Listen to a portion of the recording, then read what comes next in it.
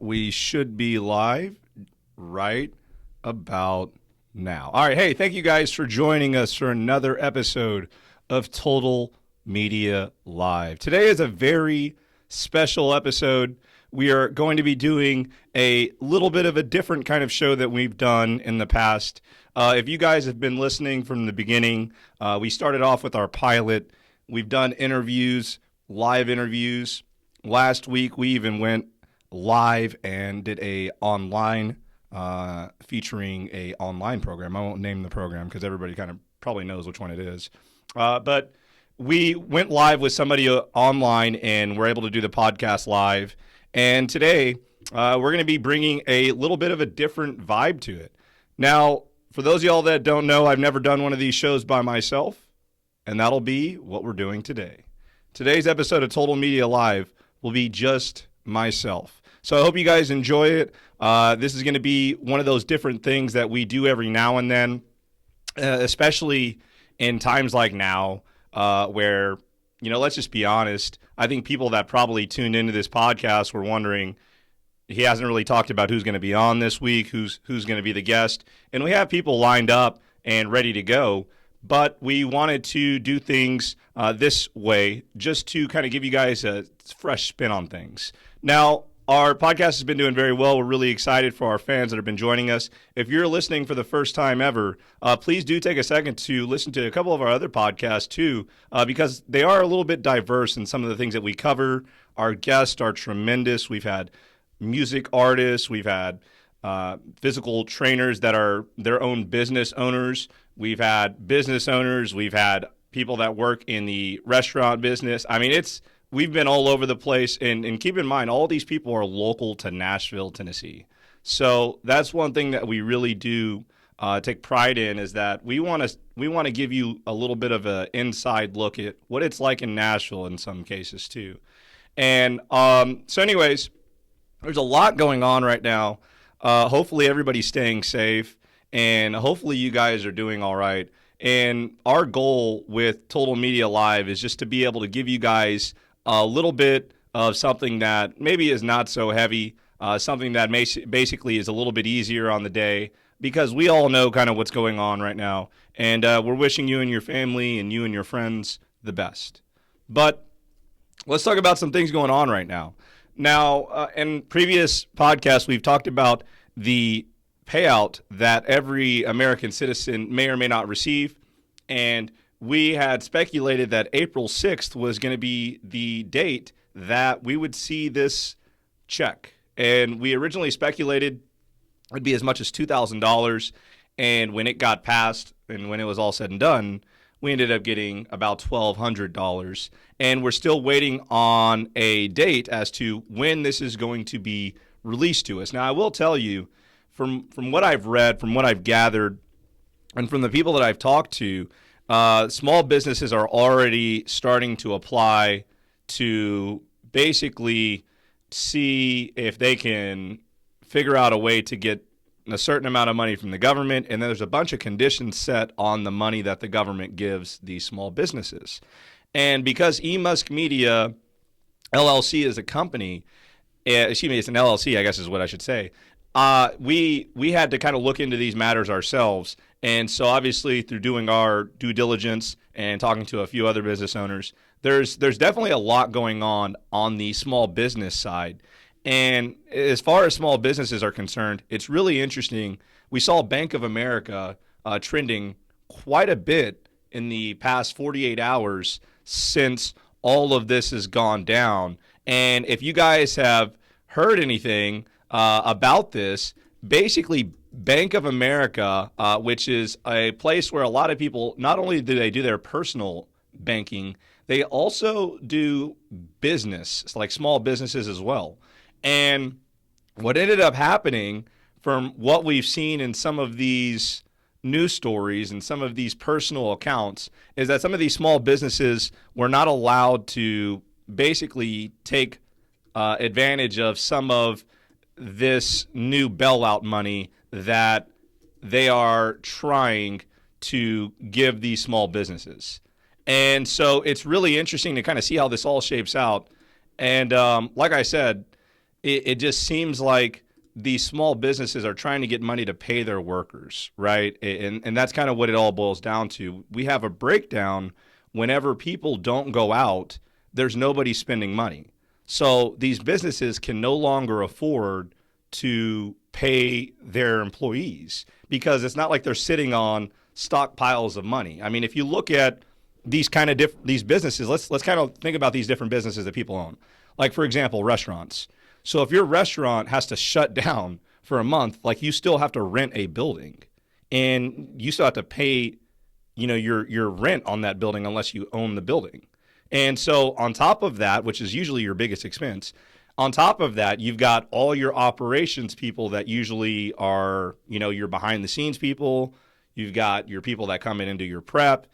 And then obviously you've got your servers and all those people that are no longer working hours because maybe your restaurant is no longer open or maybe they're not getting as many customers. And so that's causing a lot of small businesses to have a lot of pressure.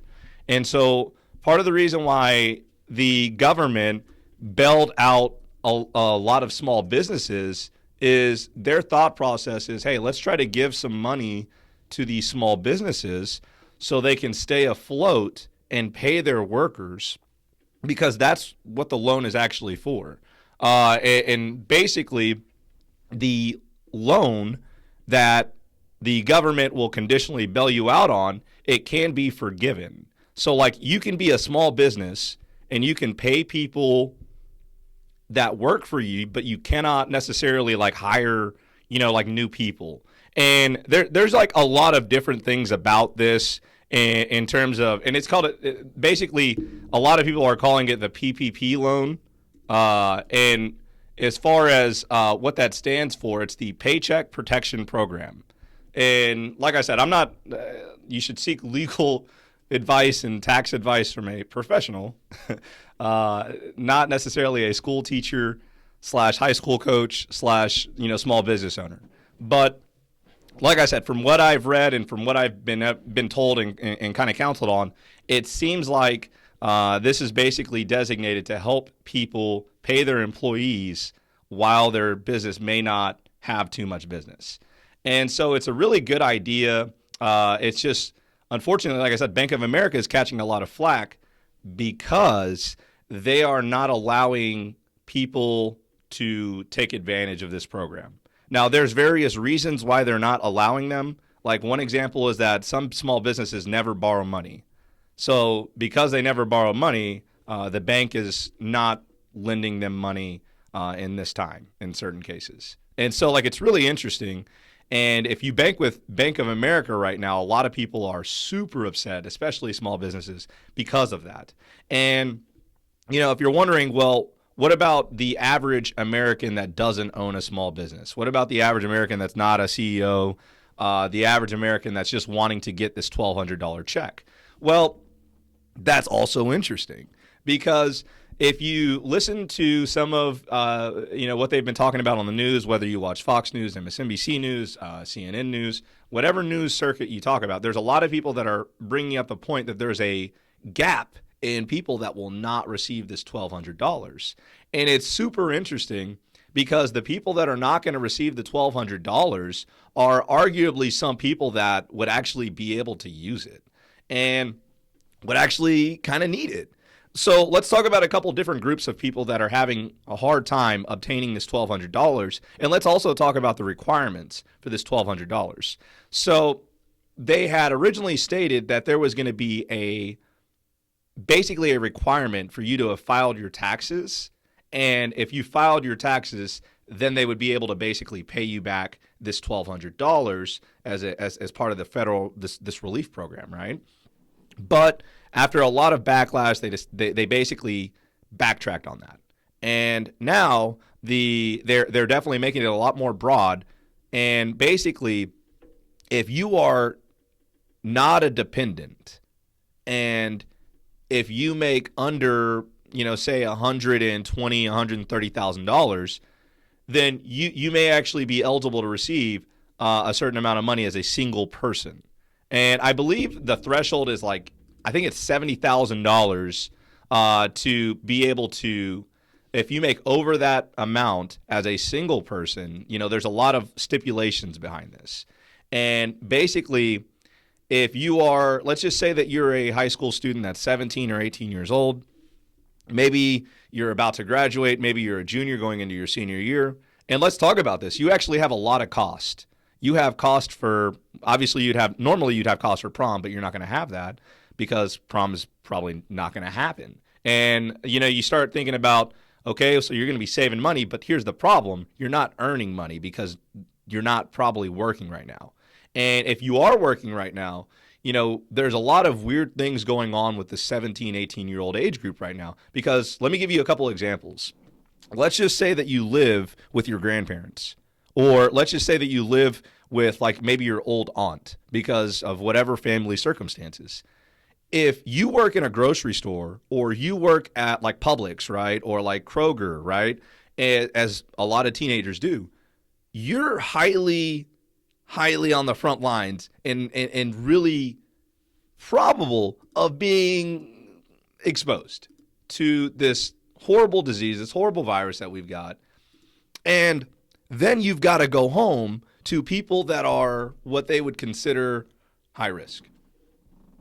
And so you're thinking about, okay, well, what if the elderly person says, hey, I can't have you come home. You can't stay here right now. You've got to stay somewhere else. Guys, this is a huge deal. And on top of all that, so they don't have a place to stay. And on top of that, because of them being claimed as dependents on their taxes, they are unable to take advantage of this $1,200. And let's just talk about why does a 17 or 18-year-old need those $1,200? Why? Okay, let me run down a list of reasons for you, okay? Let's run down a list of reasons. Let's be logical here, okay? One, what if they're helping their family? What if they're the reason why they're able to pay rent? They're able to pay their mortgage. They're the reason why they're able to go to the grocery store. Two, college potentially saved right there. That $1,200 that student or that teenager is potentially receiving could be the difference in them going to a 2-year school, a 4-year school, a 1-year program, okay, a trade school, whatever you want to throw out there, and they're not going to be able to take advantage of this. And so when we look at who this is impacting our young people, and it's a disease that really preys on the elderly. So it doesn't matter necessarily if you're young or you're old in this scenario. It seems like you're better off being kind of in the middle, I guess. But so those are two expenses that we're talking about covering. What about a car? What about the potential of them saving up to take ACTs and SATs? And we're not allowing these 17 and 18-year-olds to be able to take advantage of this money. And that's basically not allowing them to get ahead in the game. And if you look at what this $1,200 is supposed to do, guys, $1,200 doesn't even cover rent for some people. But this could easily help 17 and 18-year-olds really have a good head start. I mean, and we're not concerned about them going out and boozing all that. They're underage. I mean, if they're doing that, we've got other problems. So I don't know. The relief that they're giving us, I think, is a great thing.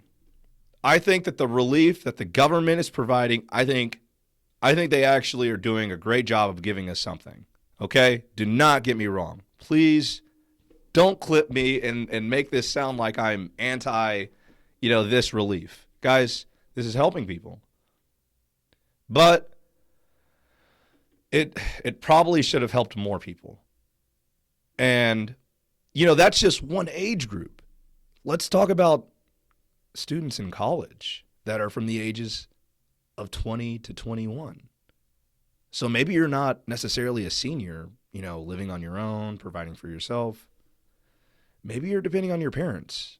And because of that, because you are claimed as a dependent, you are not necessarily eligible right away, as far as we know, as of now, okay, unless they, somehow change things. Guys, you're probably not going to see that money.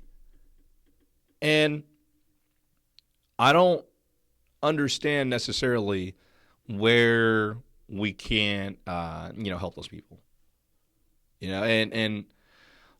So when you talk about two people that are really being affected, people that are not necessarily used to using credit for small businesses, and then on top of that, it seems like the teenage and college grouped people are going to be a little bit impacted by this and not necessarily be able to take advantage of this. And I will say that there are college seniors, there are juniors, there are freshmen, there are sophomores that provide for themselves and all on themselves. This does not mean that all 18, 19, 20-year-olds will not receive this check. I'm just saying there's a group of people that are not going to see it, that it could help, like it could provide for their future. I always talk about, when I teach personal finance, I always talk about the greatest things to do when you get chunks of money. Like what are some of the best things that you can do when you get a chunk of money as a young person? You get a birthday, right? And you get hundreds of dollars sometimes. I mean, some of these kids get thousands of dollars. And you can save that away, and obviously not all of it. I know some people they're not, penny pinchers, right? And if you don't want to save all of it, you can set half of it aside. You can set a third of it aside. You can set portions of it aside to save and spend, and it's just better long term. And I talk about the opportunities that you're going to get. Graduation as a kid is a thing that a lot of kids look forward to because it's an awesome achievement. And I'll be real honest, you get a lot of gifts, and it helps you. It legitimately helps you. I mean, some people do not have a bank account throughout their entire high school life until they graduate. And I'm speaking to you from personal experience because I was one of those kids. As soon as I graduated, you know what I did? I graduated, I hung out with my friends that night, and then the next morning, I woke up at like 7, 8 in the morning, whatever, and I went and opened a bank account with all my graduation money. That's what I did. So like, when you start talking about how this money could like change people's lives and help them, I just feel like there's a lot of missed opportunity in this relief program. And I wish that they would have addressed it, and I wish that it could have been better. But maybe that's just wishful thinking. Maybe at the end of the day, I'm looking at this from a different perspective than I'm supposed to be looking at it. Because I think the argument against all of that is that this is supposed to help you stay afloat. It's not supposed to make your life, right? It's just supposed to help you stay afloat, especially in times like this when maybe you're not working as much. Maybe you got laid off. The $1,200 is supposed to help you just stay afloat. And, I'm over here advocating for, 17, 18, 19, 20, 21-year-olds to be able to get this money so they can better their future. And I mean, maybe I'm just looking at it from a wrong perspective. I don't know. I don't know. I mean, maybe sometimes it's too logical.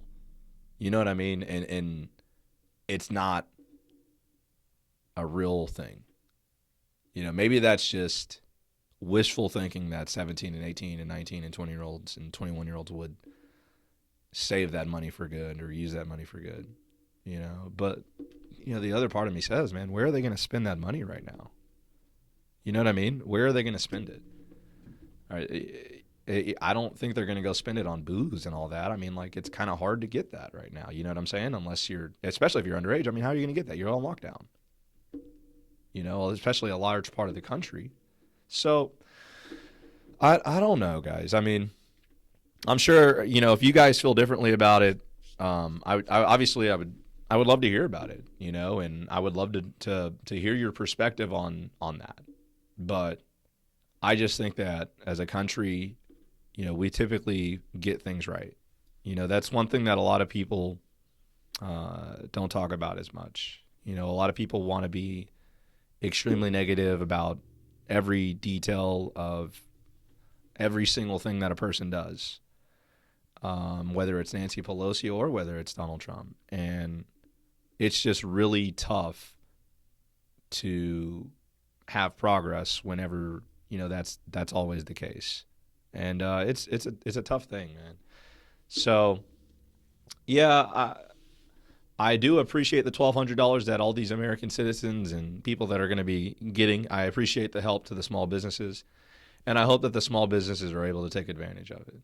But at the same time, like I said, I do wish that we could have maybe done a little bit more for some of those other people.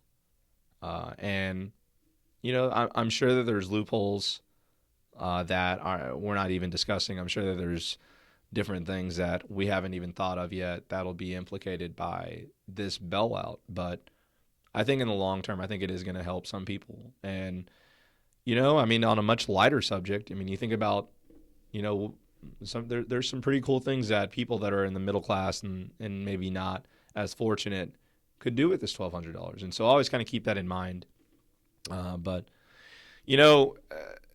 on to the bailout, like I said, we just I am appreciative of it, and like I said, not a lot of people give our country in all time, from the beginning, 1776 to now, not enough people give us credit for eventually figuring out the right thing to do.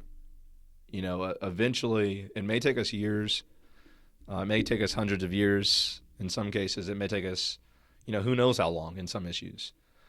But typically speaking, we're able to, as a group of people, come together and fix things. And so I hope that that's the same case here, because I think that we'll be able to.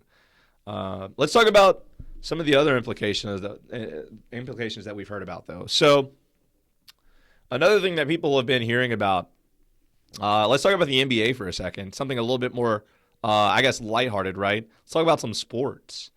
First of all, big shout out, big rest in peace to Kobe Bryant, as well as the other victims in that horrific helicopter accident. But today, I just want to be happy. I want to celebrate. I want to say thank you, and I want to just congratulate the entire Kobe Bryant family and the entire Bryant family, from mom, dad, everybody. Everybody that played a role, for what an incredible journey. And finally seeing him in the Hall of Fame is incredible. Kobe Bryant was officially placed into the NBA Hall of Fame. The Basketball Hall of Fame, I guess is what I should say. And, when you start talking about one of the greatest Hall of Fames of all time, classes, this is up there. You've got Kobe Bryant, you've got Kevin Garnett, and you've got Tim Duncan. Three players that whatever team they were on, their team had a chance to probably win in the playoffs. Like, they're always one thing away, whether it's another superstar, whether it's an awesome coach. Kobe Bryant, Tim Duncan, and Kevin Garnett were always a step away from a championship. And they always got to that step. Yeah, that's the difference between Charles Barkley and some of those other people, right? Not taking anything away from Karl Malone and John Stockton and Charles Barkley and all these people, Tracy McGrady, all these people that never won championships in the NBA. But they were always one step away. They're always maybe a great coach away, or maybe, another Hall of Fame teammate away. Because, you think about it, Kobe Bryant had Shaq, Pau Gasol. He had other big man Hall of Fames. Even Andrew Bynum for a little bit was really, really good. And you look at Tim Duncan, Tim Duncan plays for the Spurs, man. Like, he was already, the Spurs were already solid, and then they tanked. And then they got Tim Duncan, and then they immediately started winning, basically. So Tim Duncan never had to really, he stepped into a great situation. Kobe Bryant didn't really step into a great situation. Kevin Garnett didn't really step into a great situation. Okay? Sure, Kobe stepped into a situation where he had Shaq, he had Nick Van Exel, he had other people that were playing in front of him, so he didn't even start his first year. He didn't start his second year. I think he started halfway. So, The roads for all these guys are different. But I just look at these three guys and I think these are all people that you would want on your team. These guys would be first picks on your team. If you're creating a team, you didn't have the very first pick. Even if you did have the very first pick, man, I would take Kobe. Are you kidding me? I'm taking Kobe. I'm taking this guy. You kidding me? I'm taking the Black Mamba in anything. If it's curling, I'm taking Kobe Bryant. If it's archery, I'm taking Kobe Bryant. If it's ping pong, I'm taking Kobe Bryant. You get my point? I want winners, and that guy is a winner. Excuse me. Yeah, is. He is forever a winner. Not was, is. It's always. You know what I mean? And not to take anything away from Tim Duncan and Kevin Garnett, but you look at these careers, if you want to rank them one by one, because a lot of people do this. A lot of people compare Tim Duncan and Kobe Bryant. They do it. I don't know why. I do know why. It's because they both had similar career years. They both had a long career with the same team. I get it. But I just don't think that Tim Duncan is equal to or greater than Kobe Bryant. I look at it from a lot of different angles. First of all, could you imagine if Kobe stepped into the Spurs? Could you imagine if Kobe stepped in and immediately had all that around him? I mean, if he was given the same opportunities immediately,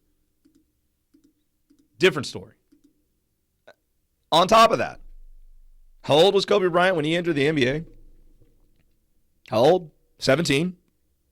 17 years old, ladies and gentlemen. Tim Duncan was in his 20s. We're talking about a boy going into a man's league, and I'm not saying he dominated from the beginning. He wasn't like LeBron. LeBron, different animal. We'll talk about LeBron another day. Today's Kobe. Today's 24's day. Today's 24's day. You understand me? 4 in the 2, the 24. That's what it is today. And, Kobe Bryant came into the league as a high schooler that had just graduated, had some shortcomings, but after a couple years, started picking it up. All of a sudden, we're starting to see glimpses. All of a sudden, we're starting to see flashes. And everybody always talked about it. I was watching a game yesterday. It was Kobe Bryant versus Michael Jordan, 96. Excuse me, no, it was, it might have been 98, my bad. Might have been 98. It was 98. And I'm watching the game on YouTube. Shout out to YouTube. They uploaded a lot of these games. You can watch them too. And even they make the mention in the commentary of the game. They say Kobe Bryant practices with the first team for the Los Angeles Lakers as a rookie. He practiced with him so he could get used to playing with other professionals that are also really, really good. And by playing with the backups and by playing with the practice guys, the coach thought it was more beneficial to legitimately play him with the starters. So, this guy's doing that as a teenager. And then, obviously, through his 20s, he's bananas. He's unbelievable. He's Kobe Bean Bryant. You want to watch another game that's the reason why Kobe Bryant is arguably the greatest player of all time? You want to watch another game that says that? Watch the Olympics. Watch the Olympics versus Spain. I watched that lately, too. And I tell you, unbelievable. It's the highest stakes in the world. It's the Olympics. Spain is up. And it goes back and forth and back and forth and back and forth and back and forth. And then the fourth quarter comes around. And it's late in the fourth quarter. And Kobe comes down, drains a three. I mean, he scored about 8-9 points in a row in the fourth quarter of the Olympic gold medal game against the Spanish that had been playing together their entire life. Their entire life, ladies and gentlemen.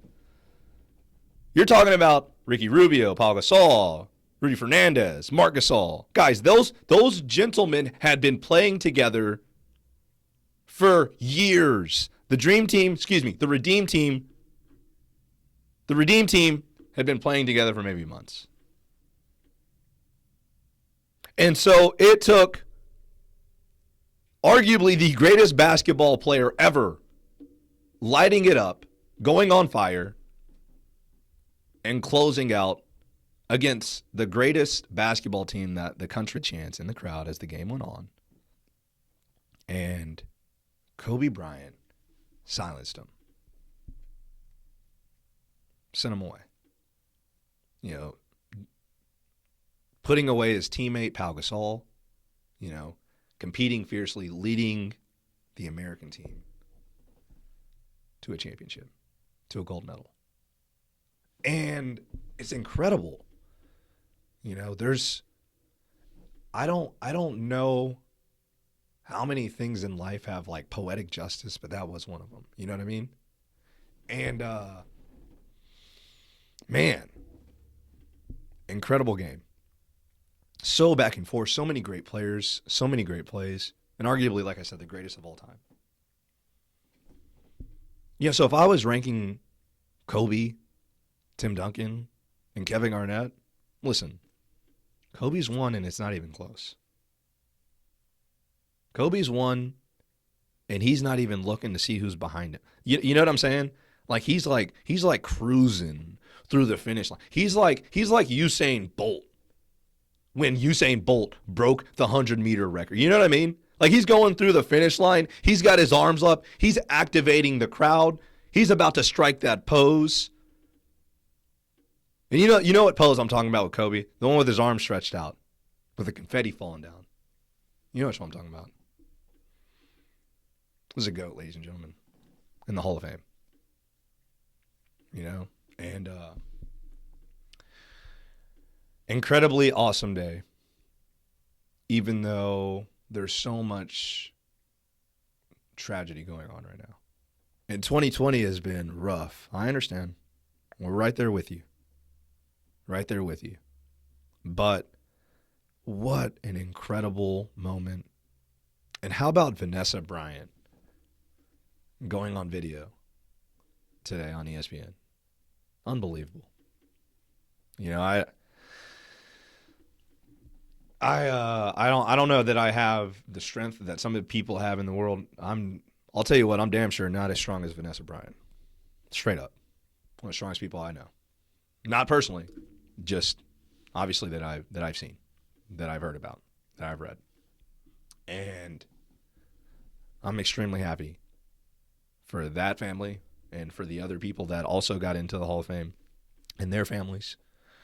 But I just wanted to take a second. I had to talk about it.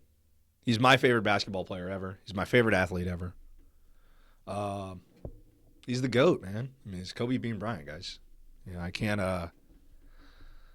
even go into too much detail without kind of being emotional about it. It's awesome to think about and terribly tragic at the same time. Too soon, right? Well, you know, like I said, there's a lot more NBA news out there. And, you know, let's talk about some of the other news that came out of the NBA today. The NBA has also been keeping an eye on the Chinese Basketball Association. You're wondering why?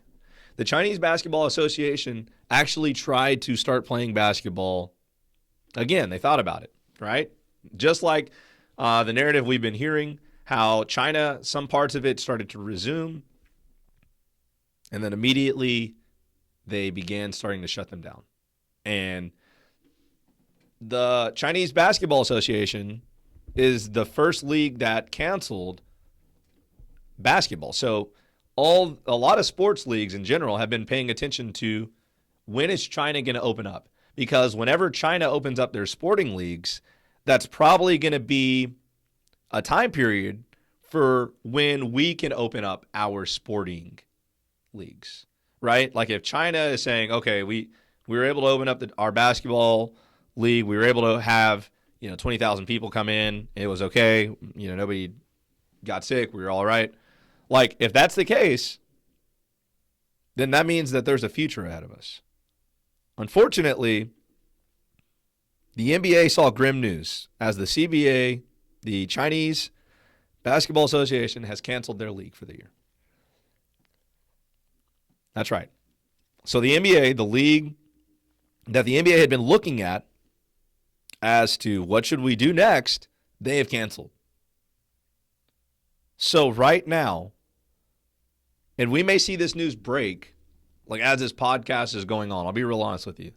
This news may go live. I don't know. It may go live. I don't know.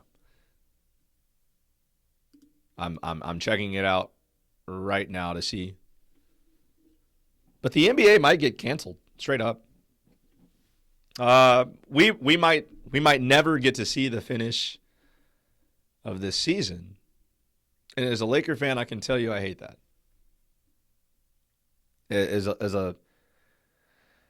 Everything about my fandom, I hate hearing the words NBA potentially canceled.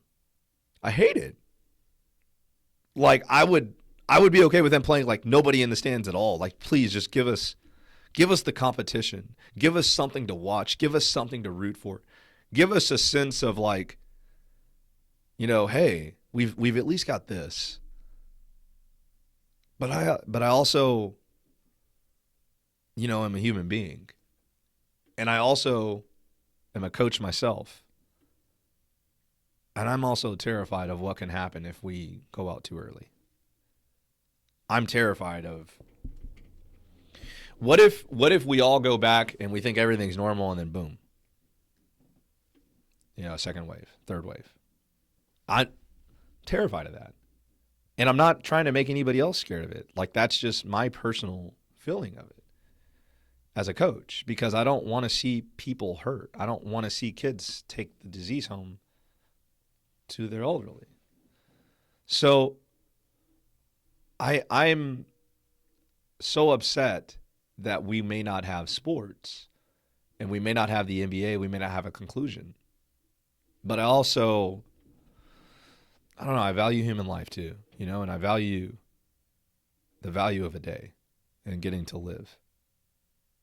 And all my days are running together just like, probably a lot of y'all are. My sleep habits are disastrous at best. My hair needs a lot. Okay, let's just be honest here.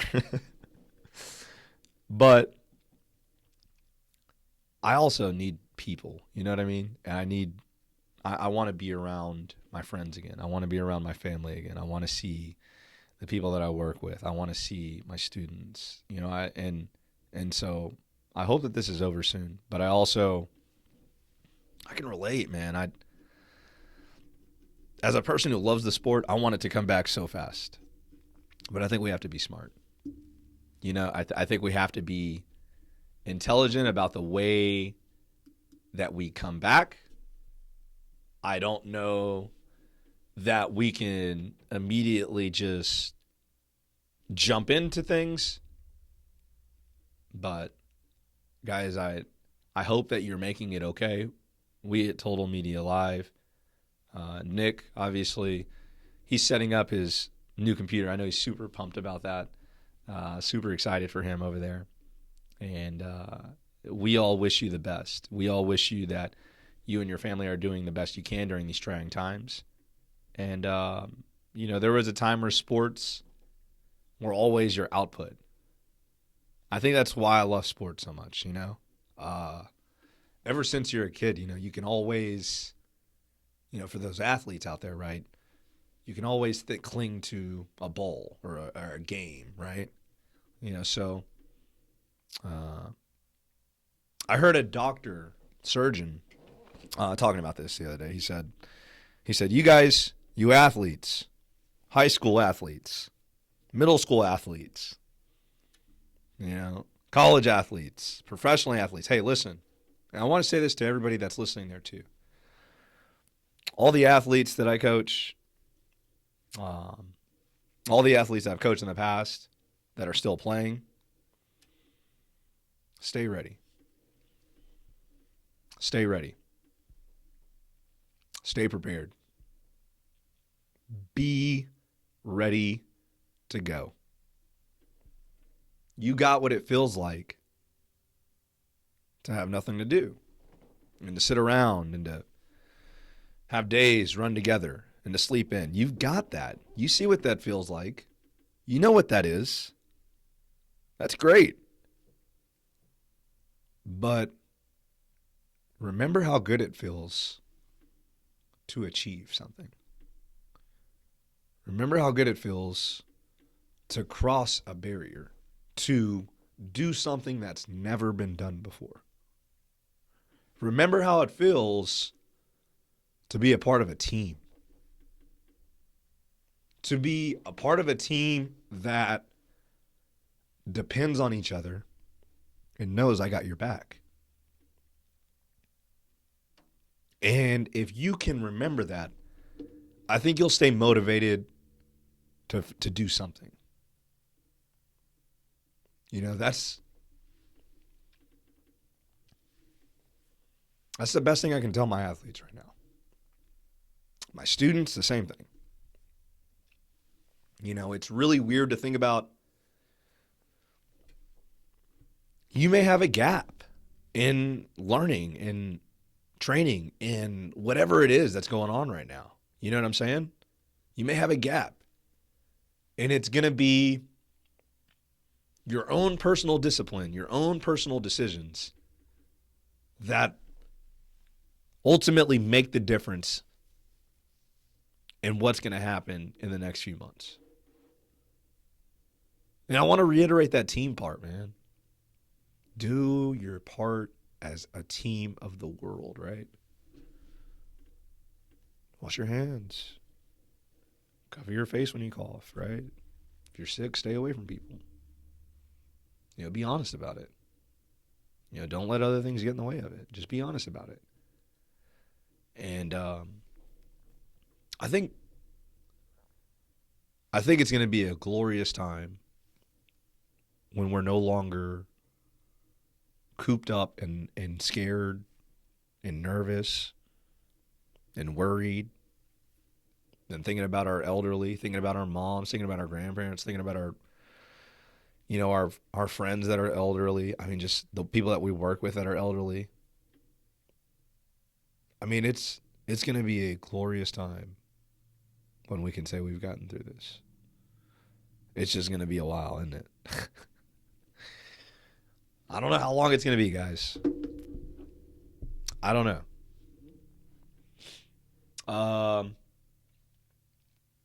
If I'm being real honest, I don't think anybody knows. And you know what? If this is some doomsday movie, if this is it, right? You know, I don't think it is. I think all that's false. I don't believe it. We're too resilient. We love living too much. We can't. We'll fight through this. You know what I mean? And we will persevere. And I can't thank you guys enough for checking us out, for listening. I know that it is definitely a different, little bit of a podcast with just one person on it the entire time. But at the same time, I do feel like it's not bad, guys. I think it's intimate. You know, a lot of people, you know, when you do these online Skypes and online podcasts and online, you know, Zooms, all that, blah, blah, blah.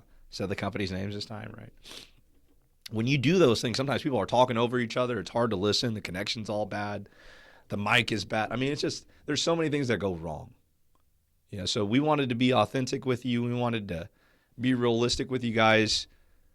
You know, I think a lot of podcasts are out there right now. I think a lot of you could be listening to another podcast right now. A lot of you could be listening to music right now. A lot of you could be listening to anything else in the world right now. But you're here with us, and we definitely appreciate it. And we hope that you can understand that we're regular people too. You know what I mean? We're not celebrities that are stocked up with, you know, all the thousands of toilet paper and the exotic meats and the, you know, the Teslas and the, you know, The people that run this podcast, the people that run this company, we're normal people.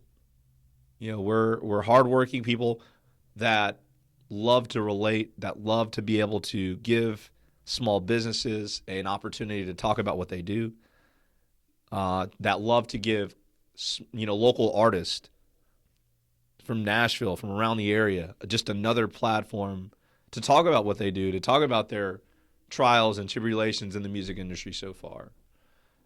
And that has been so fun to bring to y'all. And I'll be real honest, this time period is so difficult. It is extremely difficult to get all the logistics of basically whether people feel comfortable coming in, people feel comfortable doing it online. And I'm sure if you listen to other podcasts, you've kind of seen that. So I appreciate you guys, taking the time to listen to us during these trying times. And, when the light's at the end of the tunnel, when we're able to get through all this, we're going to continue to bring you even better content, even more guests. I mean, eventually I foresee a day, guys, where we're able to bring you multiple podcasts weekly instead of once every Saturday at around 4:30 every Central Standard Time, which we did today. And once again, a reminder, you can find our podcast all over on iTunes, Spotify, iHeart Music /iHeart Podcast. You can find us on Google Play. You can find us on Stitcher. You can find us on SoundCloud. You can find us on YouTube. Guys, you can find us everywhere. We appreciate you guys checking out our content. And we love bringing it to you. And I can tell you that all this time being, cooped up and essentially not having too much errand running to do as far as leaving the house, guys, I can tell you I've got a ton of ideas that I want to bring to you.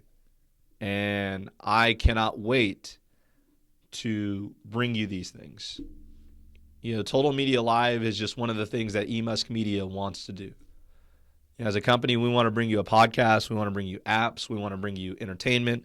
We want to bring you, if you play trading card games and you're into that nerdy stuff with us, you know what I mean? Hey, come check it out with us. We do that stuff too. If you want to talk sports, we love sports. We want to cover it all. If you love Nashville, we want to talk about Nashville, the Nashville Sounds, the Nashville Preds, the Nashville Soccer Club, which obviously right now it's a crazy time. We just got a soccer team in Nashville. Just got an MLS soccer team. They just had their first home game. 50,000 people. 50,000 people. And then this happened. I'll tell you guys, the ripple effect that what we're going through is going to happen is going to be felt for generations. It's going to be felt for years. And I'm so happy that I've got a great family, a great group of friends that, support me mentally through this. And I just want to say I hope you guys have that too. And I hope you guys know you can always find that. And these are trying times. But the best thing we can do is say stay the course. Push through. Know that there is a light at the end of the tunnel. And if you stay safe, if you take precautions, we can all get through this. We can make it through this. And for those of us that we've lost people already and all that is going to transpire, just stay strong. Stay strong and hug the people while you can. I guess hugging is probably not the best advice right now. I guess love them. That's the best thing I could do. Just genuinely love them. Your friends, your family, your loved ones, the nurses, the doctors, the paramedics, the 17 and 18-year-olds that are working in the grocery store that are not going to get the $1,200. The nurses that are going home, the single nurses that are going home to their kids that are nervous about spreading the disease in their household, the moms and the dads that have quarantined away from their family to make sure that their family's safe, the people in the news, please continue to bring us accurate coverage and just give us what we can take. Give us the news. And stay safe. Stay safe. That's all we can ask for everybody. But like I said, it's been a pleasure to go ahead and grow with you guys. This is our 6th episode.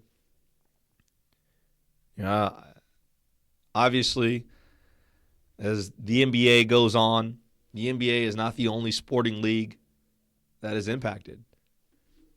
Today, it is being reported that Donald Trump had meetings with, or at least phone meetings, a phone call, or a conference call with a lot of owners of sports leagues in America, from the WWE to the NFL to the NBA. Interestingly enough, no NCAA. I don't understand what that's about. I thought that was quite interesting. Maybe that's being saved for another day, another call. Maybe that's not being reported on yet. But it seemed like there was not necessarily communication between the amateurs. It was mostly all targeted towards the professionals. And the thing that's being reported the most is that Donald Trump believes that the NFL season will be able to continue as early as August to September. So, professional athletes do have a lot more equipment than the average person. So can they stay in better shape than probably every college athlete and every high school athlete? Probably. So can professional athletes actually aim to be ready to go by August and September? I think you can make the argument, yes. Will it be the best sport ever? I think you can make the argument, hell no. Let's just be honest here. Okay? If no NFL teams are able to get together until July, they have a month to play a professional football game. Are you kidding me?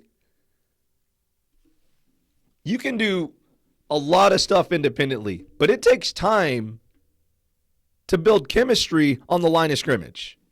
It takes time to build chemistry if you're throwing the football vertically, as in up the field, the forward pass. It takes time to practice that, and when you don't do it, it doesn't work. In fact, you know what it turns into? It turns into, let's run the ball 70 times and let's throw the ball 3 times. And you know what? That wins. It wins. It wins. It's hella boring, but it wins. And I'll tell you what, I'll probably watch it. I'd probably watch it, all right? If you told me that they had a month to practice and I could watch it in August and September, I would watch it, okay? Because they would get better as the games get played. But is it good for the athletes? Is it good for the game? I don't know. Somebody brought up the point, what if their personal doctor says they don't want to go ahead and play? They advise no play. What if their doctors say that? What is the league going to do? What is the league going to do if a medical professional says, you know what? We really don't advise that you play this season. We really advise that you sit out, at least maybe a couple weeks. Now, I know there's a lot of you thinking, NFL players, they already get forced to play, blah, blah, blah. Listen, hey, I'm not going to go into that, all right? Out of respect to the league, out of respect to the athletes, out of respect to the potential NFL players that will come on to this show, I will not disrespect their hustle. You understand, guys, these professional athletes have a limited time to make money because your body will eventually break down. I want you to understand that as a fan. A lot of fans get upset when these NFL players, these professional athletes take giant contracts and they say, oh, but if you love the team, well, you know what? Take less money. Well, you know what? I kind of love my family. Is that okay? I mean, almost every single one of us would be like, hey, man, I gotta look out for my family here. I know we're trying to win championships here, but I'm trying to look out for my family too, man. I mean, maybe I don't Maybe I'm the one that is setting up generational wealth for my family. Yeah, maybe I'm not from a family like maybe like a Johnny Manziel, right? Where my family already had money before I ascended to glory. And I'm just saying, guys. As a coach who's coached players that, in my opinion, will go to the NFL. I think I've been in contact with players that will go into the NFL. I think I've coached players that will play in the NFL, no doubt. They're in college now. I think they're on their way to the NFL. I'm not going to lie to you. I think that's the case. It's rare. It's extremely rare. I think I was extremely blessed. I think they're extremely talented. I think they are incredible people. And I think that's what's going to lead them to that. I think it not only takes amazing athletic ability, amazing genetics, I think it takes incredibly hard work. I think to be in the NFL, it takes incredibly hard work, and you got to be willing to hurt. And you have to know that if you're playing in the NFL, your body has a limit. If you're playing in the NFL, you know your body has a shelf life. And if your body gets banged up, if your body gets to the point where it's deteriorating, if you play a certain position, they will look for ways to give you less money. But we want these professional athletes to say, hey, no, man, pass up on that $10 million, dude. Get another teammate that can help you maybe win a championship. Do that. Forget that $10 million being put in in some kind of business or investment. Forget that. Come on, man. Give me something to root for. Give me something to be happy in my life. Come on, man. Really? Really? That's how we're pressuring people to make decisions? And I'm a coach. Listen, if I'm dealing with salary cap, I understand as a coach, dude, I want you to take very little money if you can. I want you to take, no. Do you want a max deal? Yes. Do I want to give you a max deal? No. Why? It's a lot of money. I could use that money to get more players. You use that money to get more talent around you. Hey, and they say, they're like, hey, man, you want all this money, but, if you let us keep some of it, we'll protect you. Think about that for a second. Hey, I'll tell you what, if you take less money on your contract, I'll get better people working around you, so maybe you don't, die sooner. That's actually insane. That's actually insane. And how insane is it to say no to that, right? Oh, man, I guess I'm going to take a beating so I can make these millions of dollars? Oh, my goodness, what a conundrum. What a problem we have created, and then we vilify them. We skew them. We flame them for taking less money. Oh, you greedy. Drew Brees, you know why you've never won a Super Bowl? Because you always take max money. And he also donates a hell of a lot of it to the city of New Orleans. He also donates so much time to that community. But you're upset that he's taking a max contract and the team doesn't go as far in the playoffs, potentially the Super Bowl. And that's why you hate this guy. Are you serious? Come on, man. Come on. I understand. I get it. People said the same thing about this guy right here. People said the same thing when this guy was making 20 mil plus a year. I think it got as high as almost 25, 30, man. I think it might have got as high as 30 a year. I'm not going to lie to you. I think it did. Is he worth it? Hell yes. You kidding me? I flew across the country, paid hundreds of dollars for a hotel, and I had to see Kobe Bryant. Are you kidding me? I had to see him in person. And it was worth every bit of it. It was worth every penny to see this guy in person.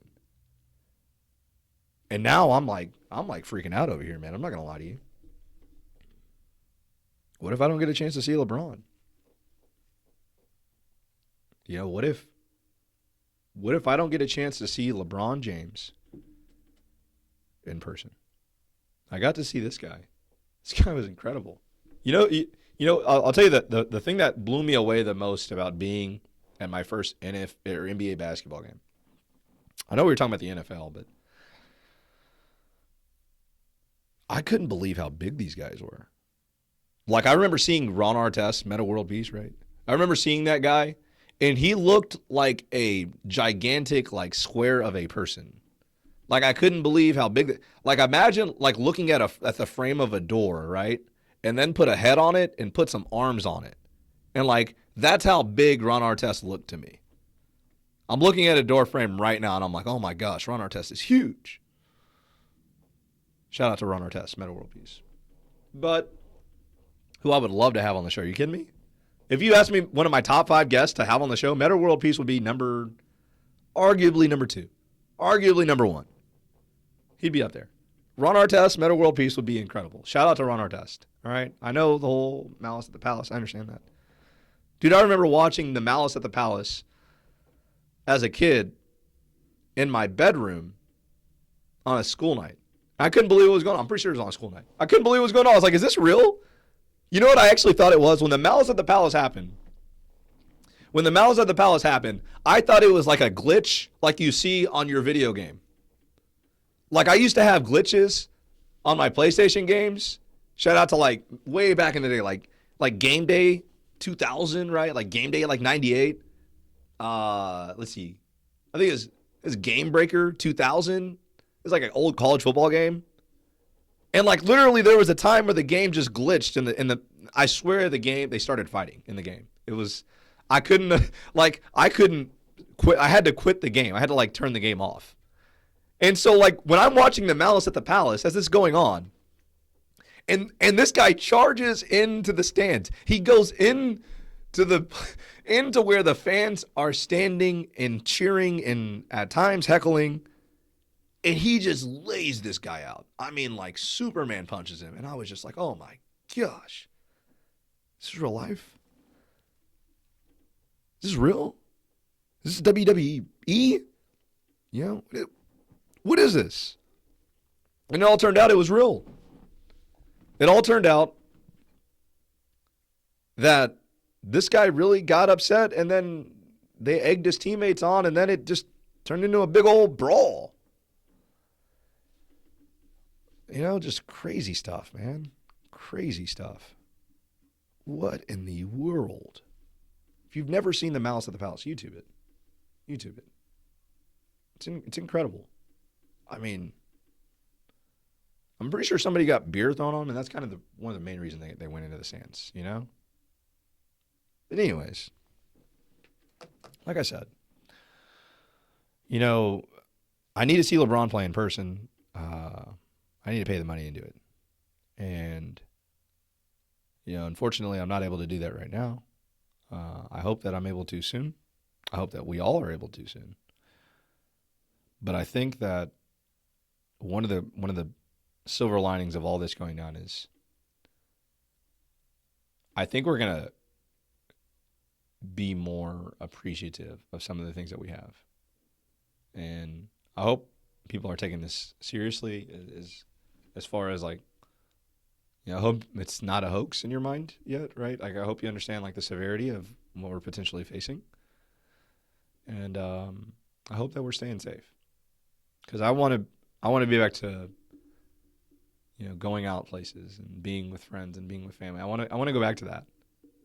This is everything that we hated about what social media and cell phones have done to us, right? We're all kind of, the only thing that connects us is a phone or a screen. And we're finally starting to see how difficult and how weird and how almost unhuman it is, right? We almost, as human beings, need to be in contact with people, to be in touch with people, to be in a physical world with them, not just necessarily a virtual layout or a screen, is what I should say. A virtual layout may be awesome. I don't know. Okay? Listen, I don't know. You talk about putting a chip in my brain and then I can connect to the internet. I don't know, dude. Maybe I go into a pretty cool super world. I don't know. Okay, I don't know what our powers are going to be there. All right, Elon Musk. I have no clue. But I'm not banking on that. In fact, it creeps me out a little bit. I'm not necessarily sure how I feel about it. I feel amazing about it for the people that are like blind and they like, do something to where they can see again. That's amazing. When you start talking about putting a chip in people's brains, I don't know, man. I don't know. At some point, maybe we have to draw a line. But obviously, the crazy part is it would take all of us to draw a line. And I don't think that's ever going to happen. So I guess I'm probably going to get a chip. I don't know. But once again, guys, hopefully we're able to make it out of this and be relatively as safe as possible with all of our loved ones and with all of our family, with all of our friends. And today's episode has been extremely different, extremely unique, and we hope that you've enjoyed it. And we just want to thank you guys so much for listening. And if you guys would, head on over to wherever you listen, subscribe to us, wherever you listen, whether it's YouTube, whether it's SoundCloud, whether it's, Spotify, whether it's Apple Podcasts, whether it's Google Play, please, hey, help us out. Add us to that we will continue to bring you more guests, more live interviews, and we are on YouTube live Saturdays at 4:30 Central Standard Time if you ever want to watch the live broadcast before it hits SoundCloud.